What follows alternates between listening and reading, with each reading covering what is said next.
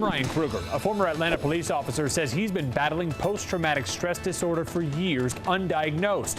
His lawyers say that may have contributed to why he kicked and choked an unarmed teenager while arresting him.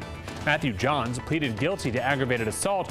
Fulton County DA Paul Howard says PTSD doesn't change Johns' actions, but psychologist Eric Fisher says they might just explain them.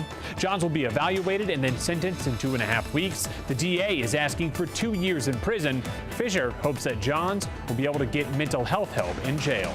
Putting his life on the line for his child. A Georgia man drowns after saving his young daughter from a rip current off Florida's Upper Captiva Island.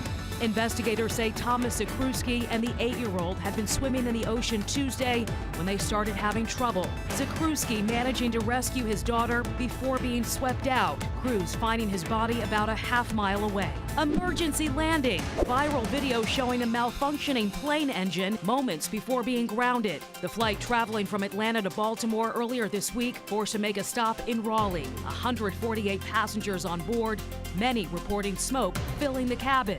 Delta only telling us the problem was with one of the plane's engines.